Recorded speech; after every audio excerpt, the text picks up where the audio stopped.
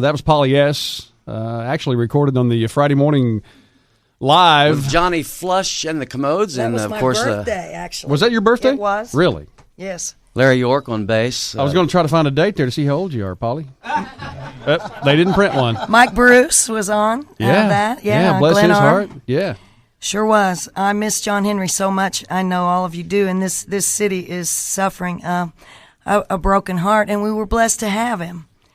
And we know he's in a better place and all those things.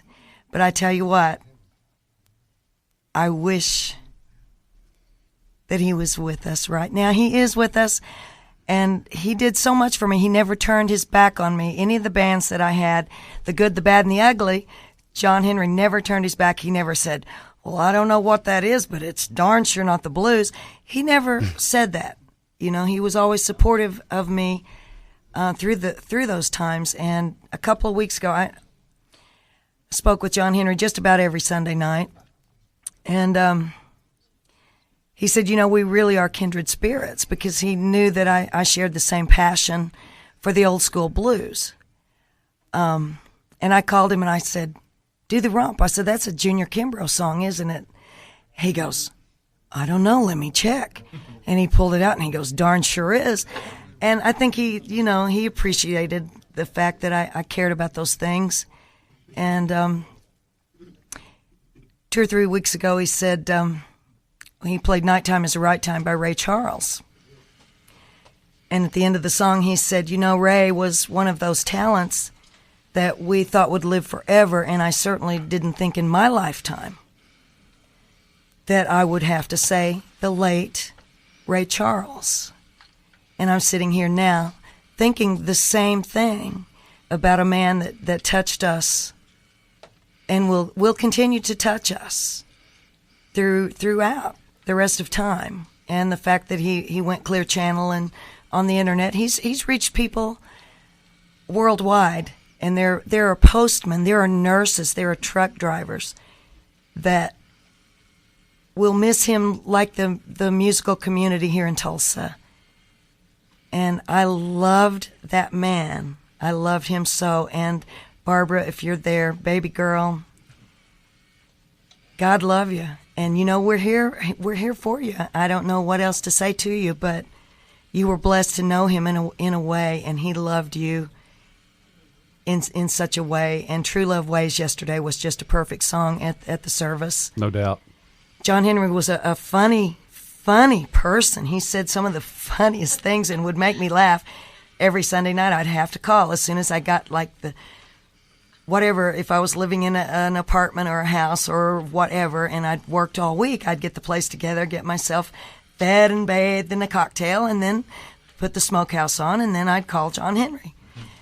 And I don't know what I'm going to do with my late Sunday nights. Who are you going to call now? Yeah, it's like, Lord knows we're not answering the phone who tonight. are you going to call? You know, Phil and Brent, you better get yourselves down I'm telling here you, now. get those phones off the hook You and better answer get them going, you know. And we try to be lighthearted and thank God for a spirit of joy through a time of pain. But what a joy that man was, and how much we love you, John Henry. And I don't know if they're asleep where they are, or if they're like listening. I don't know. Well, you know, speaking of that, John, I always told him, I said, man, you ought to syndicate your program and go nationwide. And he said, could I still be live? And I go, because he wanted to answer the phones and talk to the people. You know, he wanted to do his show live. And in this day and age of voice tracking, he didn't want to do it. He wanted to come up here every night. What's voice tracking? I have no idea what you're talking about. What is that? We don't know. It's pre-recorded. What? He went basically into it kicking and screaming. Yeah, he wanted to come up here and do his show live. And Tulsa's fortunate enough to have John Henry. Absolutely. What a man. You know, he had such a passion and such a love for music and the history. It was, I don't know, last week, I don't know if it was Melita, somebody said, you know, I wonder if any of this is chronicled, because he cared so much about artists and their struggles and their families.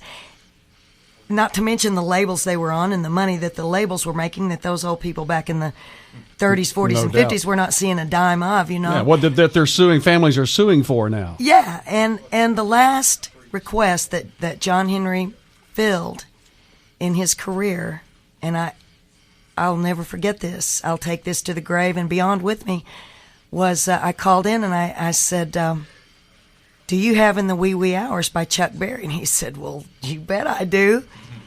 And when the song was finished, he said, thanks for asking. Good golly, Miss Polly. And I love him, with a love that passes all understanding, as I know we all do, and his sons, his family, the Bobcats, Larry York and Larry Bell, and Miss Ann Bell. My God, she was, we all love John Henry. And to the family, I just say, we do love you. We were blessed to have him. We didn't know him maybe the way you did. Maybe some of us knew him in ways that sometimes friends know friends in a way that that family doesn't. And but you never had to see that. You never had to see his white legs, though. No, I didn't see his white legs. Never did see his white legs. So there are some advantages. But he always was there for us, and we do need to keep this show going, like Bugs Henderson. We do really need to keep this going, and KMOD is a mighty force, and John Henry was such a part of it, and we'll miss him forever. But thank God for KMOD. We thank God for John Henry and his family, and everything that he ever did for me. I will never forget. And those of you listening, I know you're going to miss him. You're going to miss him so much every Sunday night, like we will. We miss him every day.